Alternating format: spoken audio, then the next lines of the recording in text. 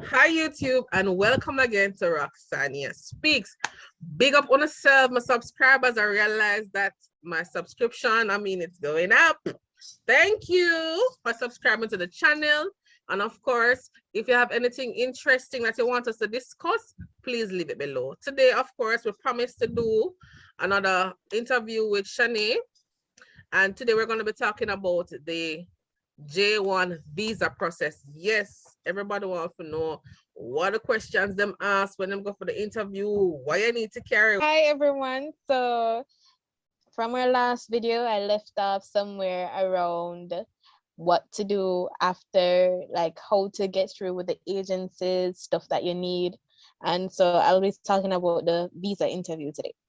So after you've been confirmed in your job, there are a few documents that you are going to need from your sponsor in the US to continue the visa process. So you're going to need your DS 2019 form. You are going to need a service receipt. And for further explanation, the service receipt is simply like a fee.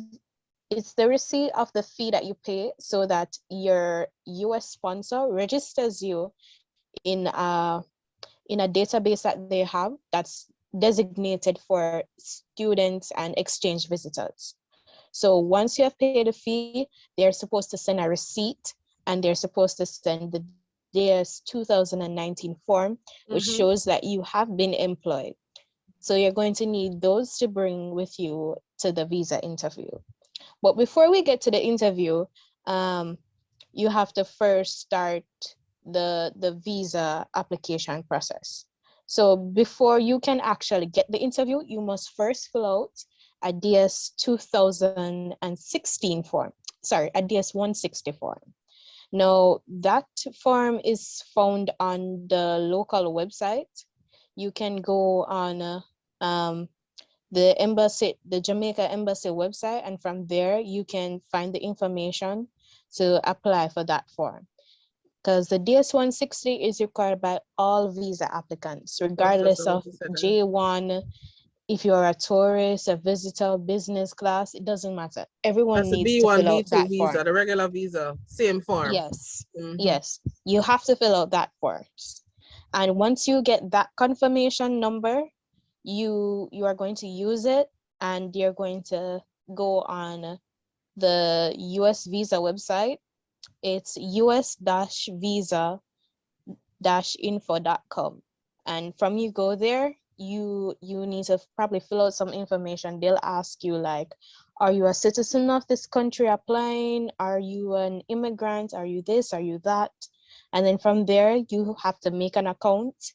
And that same DS-160 number, you're going to need that. You're going to need information such as another type of ID with you. You're going to need your passport number, and you know that your passport needs to be valid. So if you are planning to leave like roughly the December or something like that, you have to make sure that your passport is valid for 6 months after the December in which you're planning to leave. Yeah. And you also need to know like basic information like your parents' name. You need to have a contact in the US. Well, it's not mandatory, but it would be better if you do have a contact. So you need other information such as your service receipt number, because that is also required on your visa application. And once you fill out that, you are good. You are good. And for those who are a bit skeptical of and a bit afraid of filling out the form yourself, you could probably ask your agency if they provide visa application services. There are probably other external companies that do so, but I would encourage others to ask their agency if they provide such services. They probably charge you a fee of $500 or so to do it. Yes. Right. And once you complete all of that, you're good to go. All right. So we're backtracking a bit. So in the last video, we spoke of the DS 2019 form. That is the same form as Yes. the service that gives you the service number when you complete No. that form. It's a different form. Yes, it's a different form. So Mm-hmm. on the DS 2019 form, there Mm-hmm. is information there that states where you'll be working in the US. There is the official signature of Mm-hmm. your US sponsor, and Right. there is your signature as well on it. Mm-hmm. That shows the date you did it, which embassy you went to, and stuff like that. Mm-hmm. So that's a different form. The service receipt now simply has information that states that, okay, Shani went here XYZ time and she paid this fee. She is registered in this. Here is proof of the payment that she did so. And that is from your sponsor. Yes. All Okay, of cool. that you get from your sponsor. All right, so you do that. We're going in order. So that form completed, they get your service receipt from your sponsor, and then now you apply to For for your the visa. And I go on online or ask my agency to do it, complete the information, get a date.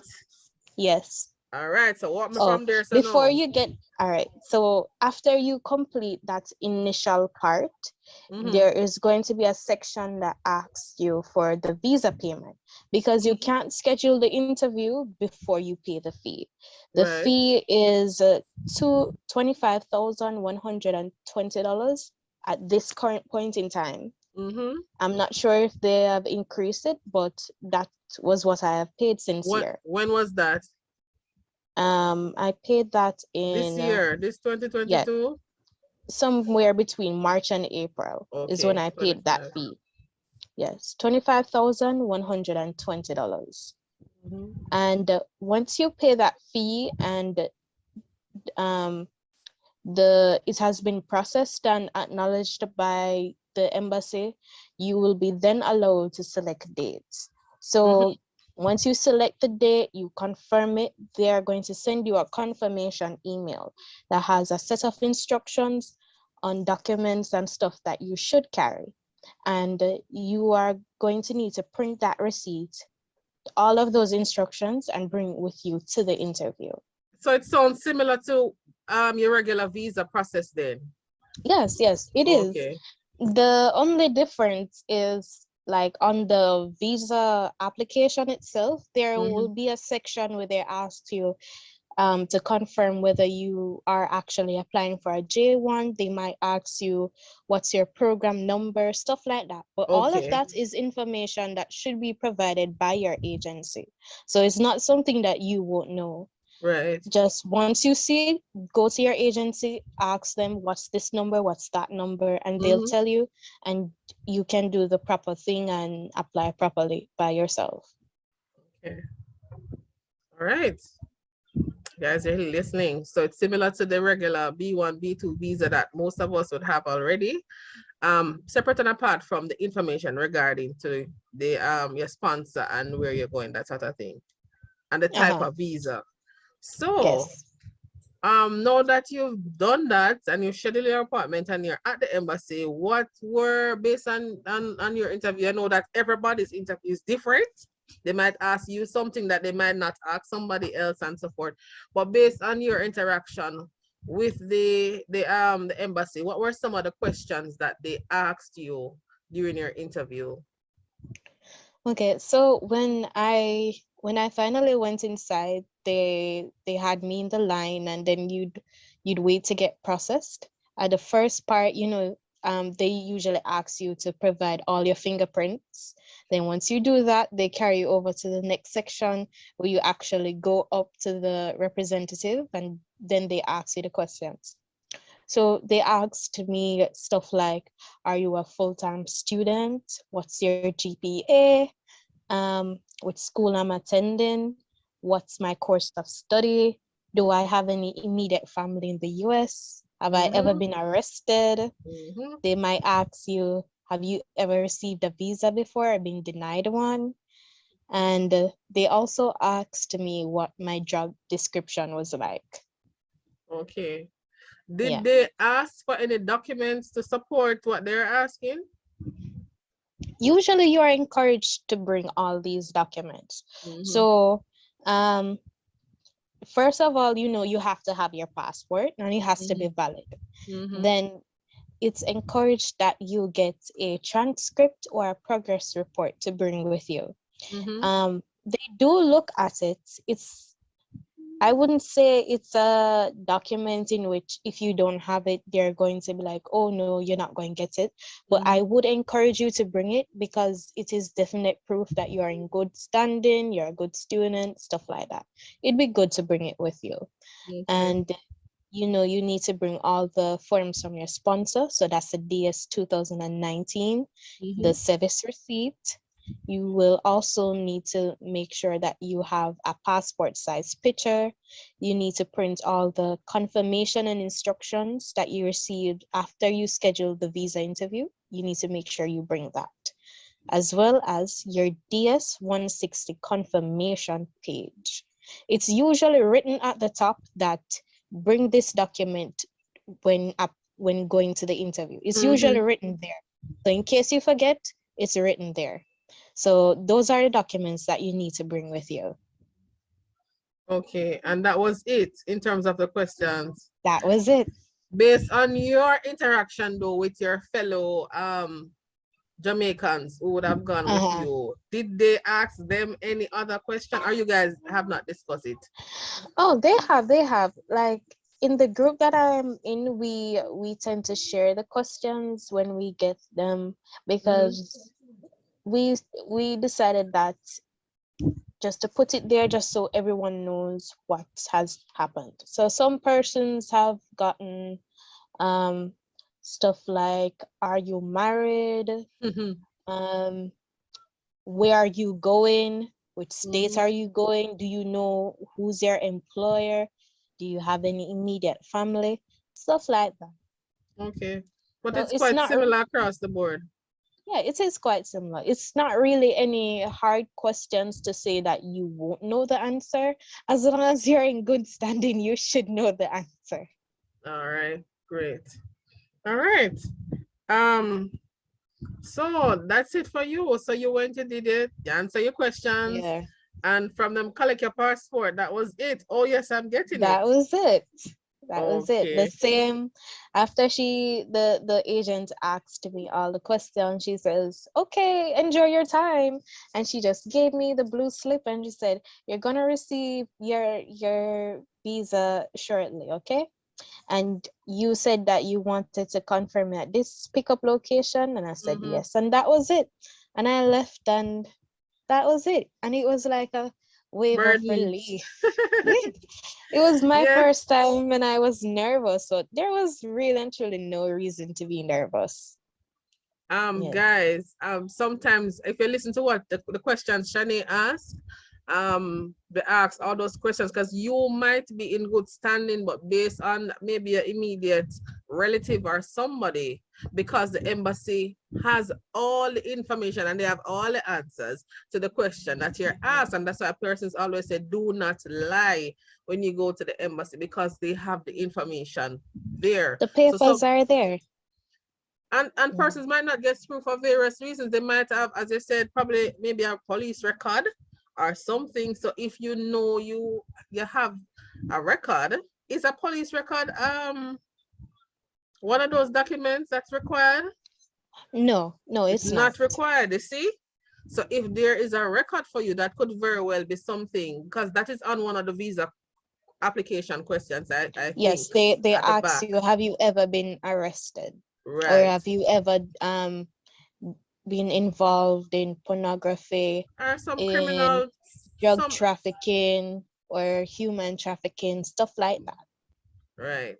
So not because you probably get accepted by your sponsor and everything so far has been good, it doesn't mean that your visa is automatic. Yes, That's it, what it we are doesn't trying to mean that. say. But the good point is that you can always reapply Mm-hmm. depending on which slip of paper that you get. Because I've heard some other students saying that they got the white paper instead, or they got a pink slip instead of the blue paper, and they have reapplied and they have gotten through. I know this is not for a J-1 program, but I know sometimes they might give you a different color slip if they have questions that were not answered. So if it is that you Yes. went through an agency to submit your application and they wanted some more information, they're not going to deny you. They'll give you a slip and ask that you come in for an interview in person than to go through an agency. Yes. I know that for the regular B1, B2 visa, they might ask you to come in for that. But how long did after that meeting, after you got through and stuff, how long did it take for you to get your visa? It took me roughly 4 days. It was Okay. ready by the fourth day. Mm-hmm. But that day I had a prior engagement, so I couldn't go, and then it was on a Friday, so I ended up going Monday, and I picked it up at the Arden Road? building. Yep. So that's where you now pick up your visa, unless you do the courier service. That's where Mm-hmm. you go. You go to the second floor and unit 19. It's Right, way in the over in a corner. corner. Yeah. Mm-hmm. I almost missed it because I was walking up and down on the lower floor looking for it. And then I said, you know what, let me go upstairs and look. And I found this all the way in In a the corner. corner. Right. Yes. Once you go upstairs, you just turn left. Second floor, you turn left. Mm-hmm. All right. So well guys, that's it. Very again comprehensive, Shan.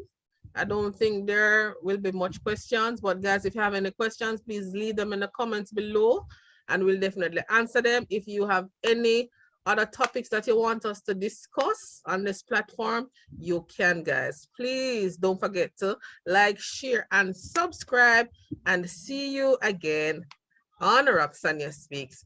Bye, guys. Bye. Thank you for watching.